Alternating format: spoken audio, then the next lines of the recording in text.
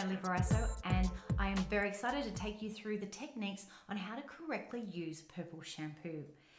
You might be very surprised that it is not necessarily something you would pick up to use and cleanse your hair with, but when to use it and how to use it is very much the secret ingredient here. I'm going to take you through the steps. You're going to join me in here so that you can get even better results from your hair, particularly if you are going through a color transition and returning to your natural color and you have that combination going on. Your natural hair color is coming through nice and proud at the roots, but you still have pre-existing color through the ends, whether that's a mimic version of what you have going on here with your stylist blending that through for you, or if you're simply growing out old color and bringing in your natural. This is how you would use purple toning shampoo to make your hair look as silver as you can make it while you go through this beautiful journey. Join me, let's get started. So where we're going to start is I'm going to show you how to get a great result using your purple toning shampoo by showing you exactly how to use it and what to do. This is extremely relevant if you're in the process of a color transition and you are growing out the artificial color and bringing in your natural. I will be using the Movu purple shampoo. This is a beautiful range. It is an Australian product and the most hydrating purple shampoo on the market. Before we get started, it's important to note that we will be doing a cleanse. So my hair is due for a wash, and although I don't have a lot of regrowth for you to see in this video, it's not really about that, it's about the technique. And if you have this combination going on, this is going to be the video for you. So to begin with, we need to cleanse our hair. I have two options here. One is the Movu Totally Naked for cleansing, cleaning your scalp, because that's where we really need to clean. We don't need to clean the hair, we need to clean our scalp. The other option is the deep cleansing shampoo. Now, traditionally, a deep cleansing shampoo is quite strong and stripping. You may relate the word deep cleansing to a very harsh removal kind of shampoo. With this range, again, hydration is key, and they make sure that your hair is hydrated with every single product. So I'm going to use the deep cleanser, and the reason for this, although this is a great shampoo for also removing any kind of color shampoo that you might have, particularly in the Movu range, I should say, if you want to remove it or bring it back a little bit if you've overtoned. The other benefit of using the deep cleansing shampoo to begin with is for an even stronger result. So it really cleans and preps the hair nicely before we move on to the purple shampoo. So we're going to begin right now by wetting our hair down and jumping straight in with our deep cleansing shampoo to cleanse the scalp. Here we go.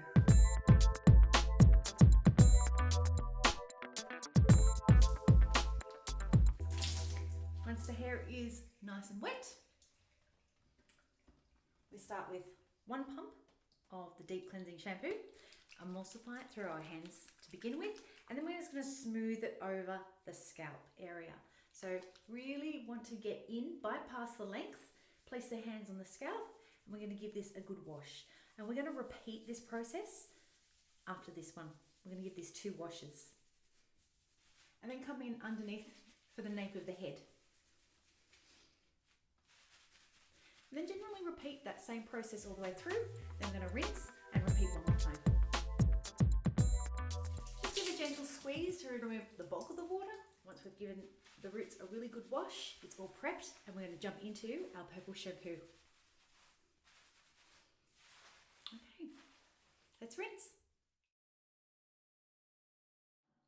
What we're going to do with the purple shampoo is we're going to apply a pigment. And this is the part we want to really pay attention to. The technique is different to when we cleanse the roots of our hair. So after we've done our cleansing, give the hair a squeeze. For more intensity, I would suggest now giving it a little towel dry. So a gentle squeeze with a towel will help remove water, which will then remove any dilution of that pigment. Otherwise, it's pretty safe and great results to be seen to go straight in after a good squeeze has been done. But you have the option. So with our purple shampoo, we're going to use a generous amount in the hand. There's 2 full pumps going on right there. With this, we don't need to emulsify it. but we do need to spread it over the palms of the hands so you get a really great surface going on here. Another tip, if your hands are wet, which they will be when you're in the shower, it won't stain your hands so bad. If your hands are dry, so if you have towel dried your hair, best to wet your hands again before applying the product on your hand, just to remove the risk of any kind of staining, which will come off very easily otherwise. So what we're going to do from here is we're going to scrunch that product in from the ends, working our way up, just like this.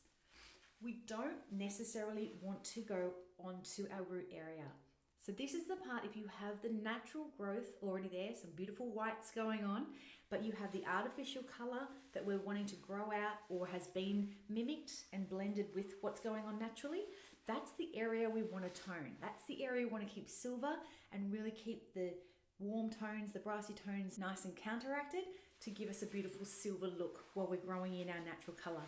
So scrunching in from the ends and working our way up as high as we need to before we reach the point where our natural hair color would start. So it's just a matter of scrunching that in gently and avoid any rubbing. We don't want to create any kind of rubbing which will sensitize the hair any further. We just want to scrunch that in. Now you can go in as heavy-handed as you like. I've just got another 2 pumps there and I'm just going to scrunch that over the top. As much of this pigment that you can get saturated through your hair, the more intense and even everything will be. From here, you have the option, even my hair, of leaving it for a minute to 10. Now, if you were going to leave it for anywhere from 5 to 10 minutes, then I'd suggest grabbing a clip, clipping that up, and just leaving that way you either finish your shower or jump out if you prefer. Otherwise, once you have taken that product all the way through nice and evenly, and it spreads beautifully, it's so soft, so hydrating. Once that has been put through, they're pretty safe to rinse off and you're going to get a really lovely toned result. So I'm happy with that. I'm going to rinse now and we'll move on to our last step.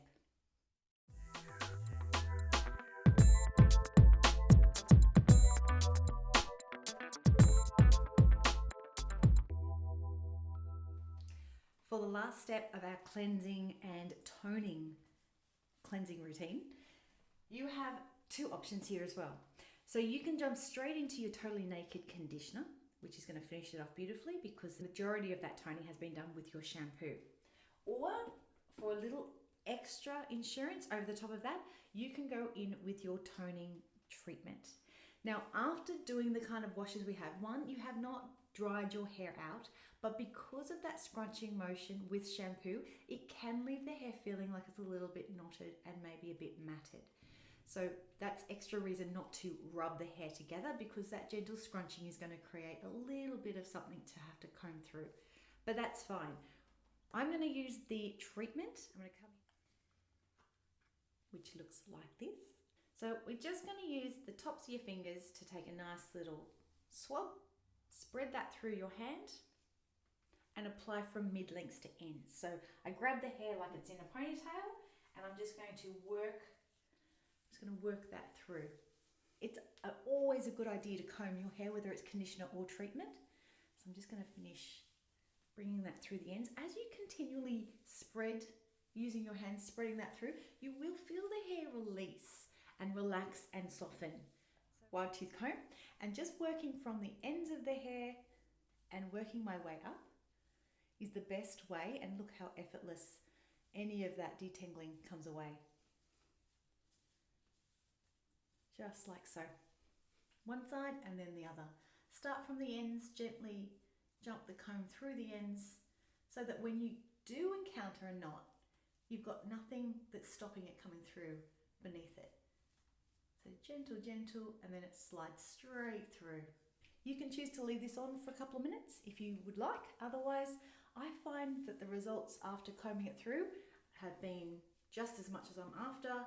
I've got great results. I can see the color, I can see the tone that's taking place, and it's all good to then rinse out. So we want to rinse this out thoroughly before we move on to the next step, which is our leave-in moisturizer. Okay, let's rinse.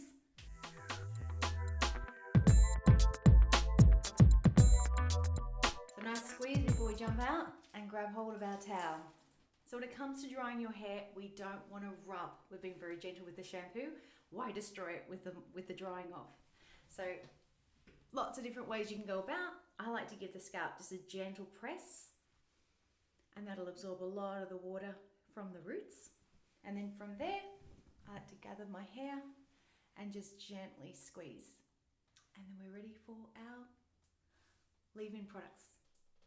Now, after going through with my leave-in moisturizer, spraying middlings to ends and working that through really nicely, I go back with a wide tooth comb and just gently, oh my goodness, it's just so silky, so beautiful. I am going to finish drying off my hair.